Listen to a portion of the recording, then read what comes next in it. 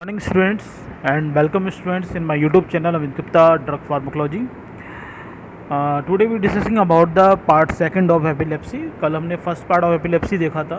Basically हमने कल आपको बताया था कि कल से हमने जो आपके न्यूरो डिसीज़ होती हैं, जो आपकी सीएनएस की डिसीज़ ब्रेन रिलेटेड डिसऑर्डर्स हैं, उनको डिस्कस किया है. साइकोलॉजिकल डिसऑर्डर्स को डिस्कस किया है, स्टार्ट किया है. तो उसमें पहला जो डिसऑर्डर जिसके हमने वो कल हमने देखा था वो था एपिलेप्सी. तो एपिलेप्सी कल बारे में हमने इंट्रोडक्शन देखा था. एपिलेप्सी है क्या, एपिलेप्सी में क्या, abnormal generation of impulse, electrical impulse in the brains that induce the epilepsy like symptoms. ये ग्रुप ऑफ डिसीज़ होती है जिसमें बहुत ज़्यादा एबनॉर्मल इलेक्ट्रिकल डिस्चार्ज होते हैं पूरे ब्रेन में या किसी ब्रेन के पार्ट में, जो एपिलेप्सी है.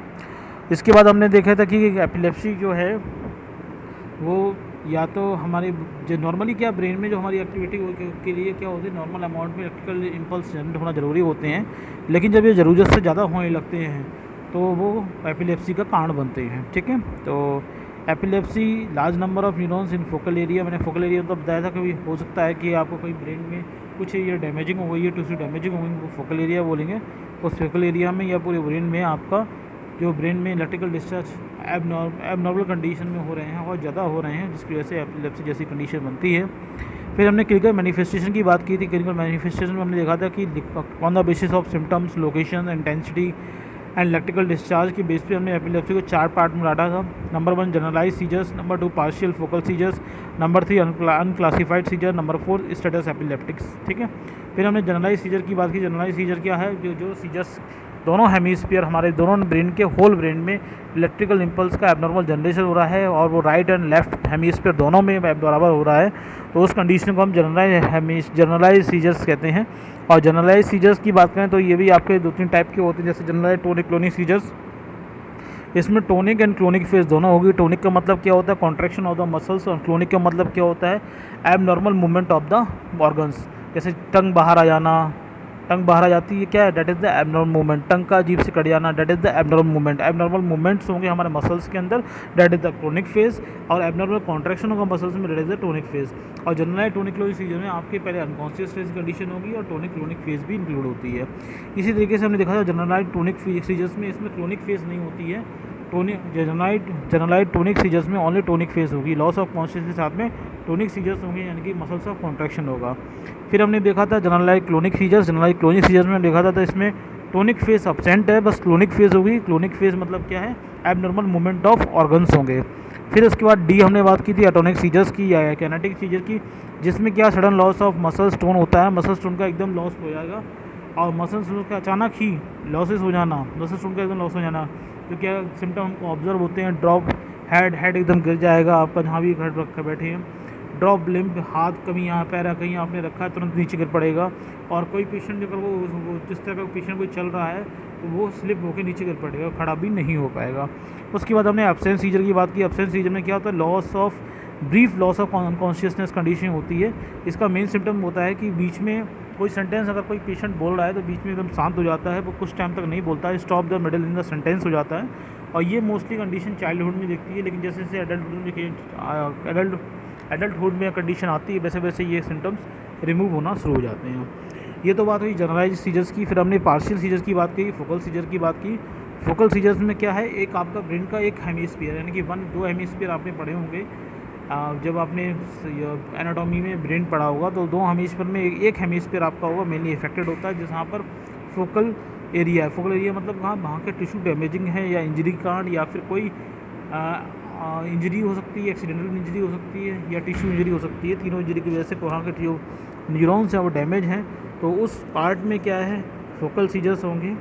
सीजर्स हो सकते हैं जो कि अफेक्ट करते हैं मोटर एक्टिविटी को, सेंसरी एक्टिविटी को, साइकोसिक और एटोनॉमिक एक्टिविटी के लिए. अगर सीजर्स में लॉस ऑफ कॉन्शियस नहीं हो रहा है तो उस कंडीशन को हम पार्शियल सीजर बोलते हैं, सिंपल पार्शियल सीजर बोलते हैं. और इसके साथ में अगर कॉन्शियसनेस भी लॉस हो रहा है तो उसे कॉम्प्लेक्स पार्शियल सीजर के नाम से जानते हैं. आज बात करते हैं आगे के 2 बचे हुए थे. अब आगे बात करते हैं जो बचा हुआ मटेरियल है पार्ट सेकंड में उसकी. अनक्लासिफाइड सीजर यानी कि seizures which do not fall under the category of generalized and partial seizure on the basis of their symptoms will be termed as unclassified seizure। कि वो सीजर्स जैसी conditions जिसे हम generalise seizures में भी नहीं ले सकते, पार्शियल सीजर्स में नहीं ले सकते, उनके सिम्टम्स इस तरह के हैं कि जनरलाइज सीजर में भी नहीं आ रहे हैं और पार्शियल सीजर में नहीं आए हैं, उसे हम अनक्लासिफाइड सीजर्स की कंडीशन में देते हैं। जैसे फॉर एग्जांपल किसी पेशेंट में क्या है, किसी पेशेंट में क्या पहले लेफ्ट पार्ट में सीजर जैसी कंडीशन हो रही है, फिर राइट पार्ट में कंडीशन हो रही है, यानी कि अल्टरनेटिवली सीजर जैसी कंडीशन हो रही है, तो उसको हम ना क्लास पार्शियल में ले सकते हैं ना ही जनरलाइज में ले सकते हैं, तो उसे हम अनक्लासिफाइड सीजर्स में ले रहे हैं।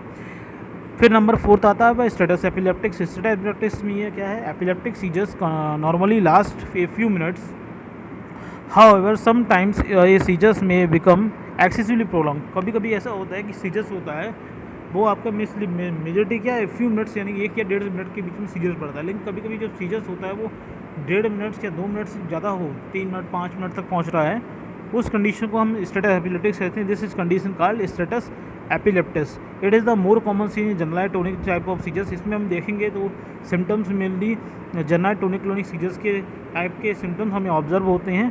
फेलियर इसमें कंडीशन जब लॉन्ग टाइम इसमें जब एपिलेप्सी हो रही है, इस वजह से क्या फेलियर ऑफ रेस्पिरेशन की होने के चांसेस रहते हैं due to the spasm of respiratory muscles के वजह से कॉन्ट्रैक्ट होने के कारण क्या होता है, फिर रेस्पिरेशन का फेलियर के चांसेस रहते हैं।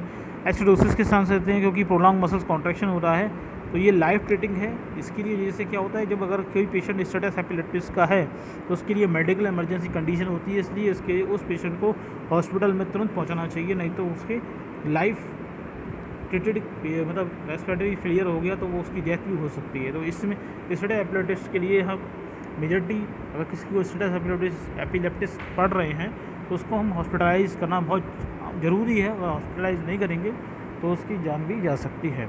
ठीक है, अब बात करते हैं पैथोफिजियोलॉजी ऑफ एपिलेप्सी या सीजर्स की बात करें। Epileptic seizures are caused by the abnormal activation of the neurons in the particular area of the brain और in the whole of the brains.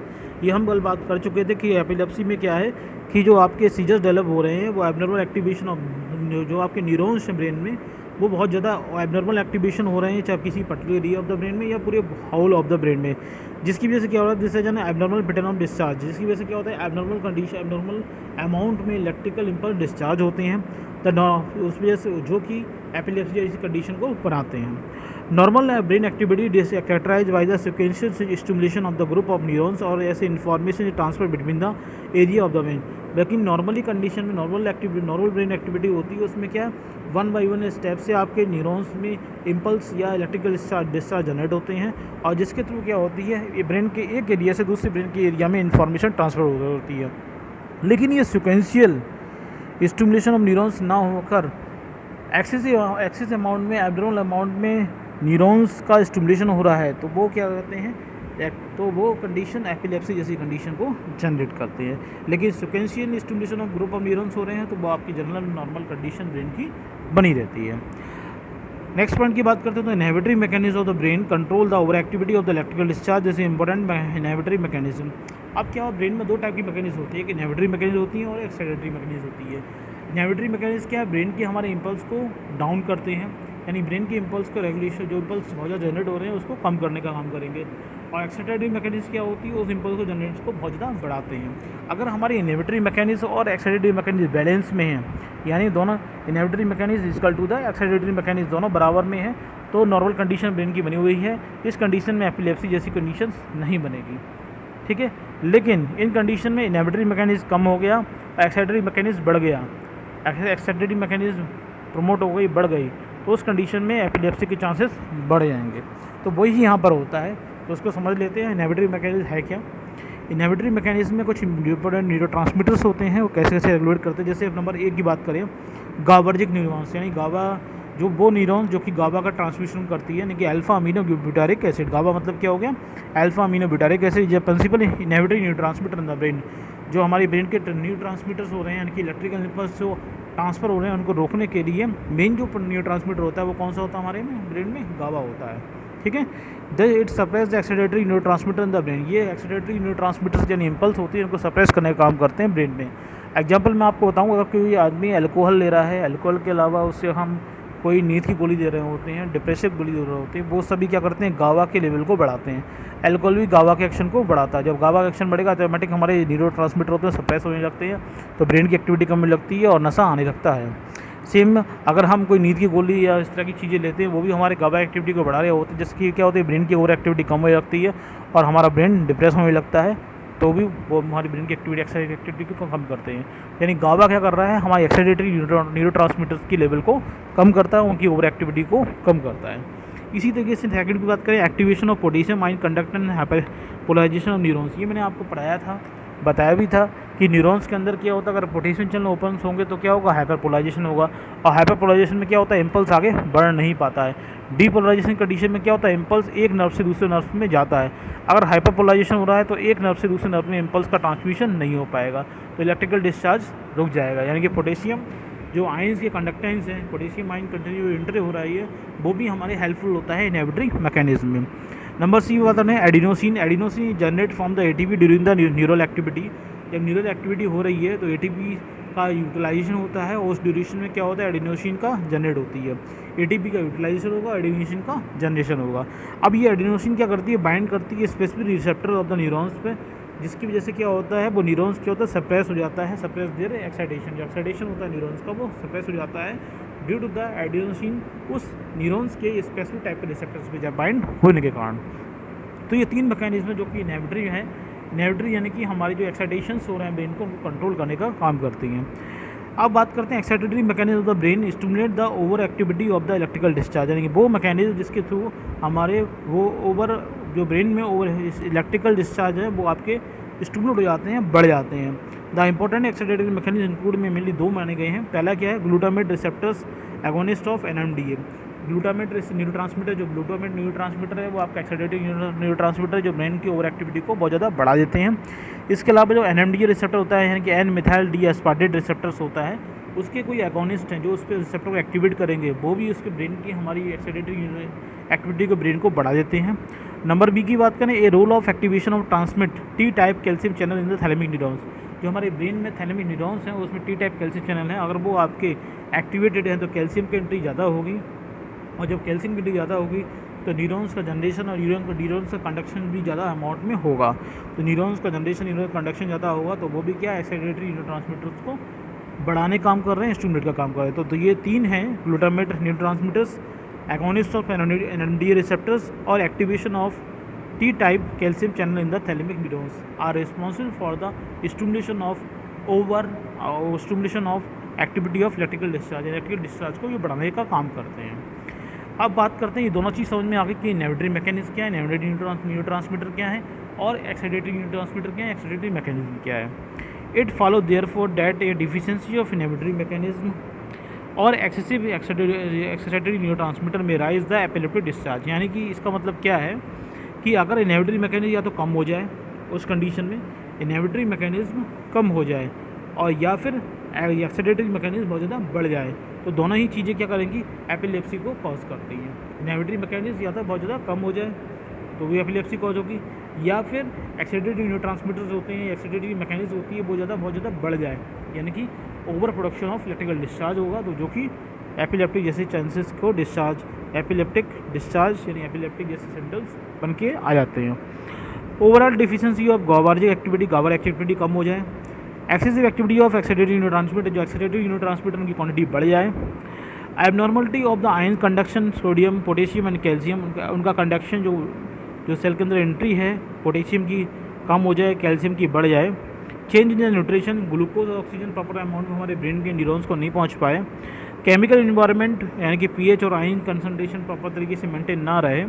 Change in the receptor population and sensitivity of the अब receptor की quantity, कुछ ऐसे receptor की quantity बढ़ जाए, कौन से, जैसे कि एनएमडीए रिसेप्टर्स हैं, इनकी क्वांटिटी हमारे ब्रेन में बढ़ जाए और उनकी बढ़ जाए, उनकी सेंसिटिविटी भी जब बढ़ जाए तो क्या होगा, न्यूरॉन्स ज़्यादा अमाउंट में एक्टिवेट होंगे। And even reorganisation of neuron networks, अगर कोई ब्रेन में इंजरी हुई है तो उसके बाद में क्या होते हैं, हमारे न्यूरॉन्स होते हैं रीऑर्गेनाइज होते हैं, उस टाइम भी क्या होते हैं, इलेक्ट्रिकल नेटवर्क ज़्यादा अमाउंट में डिस्चार्ज होते हैं।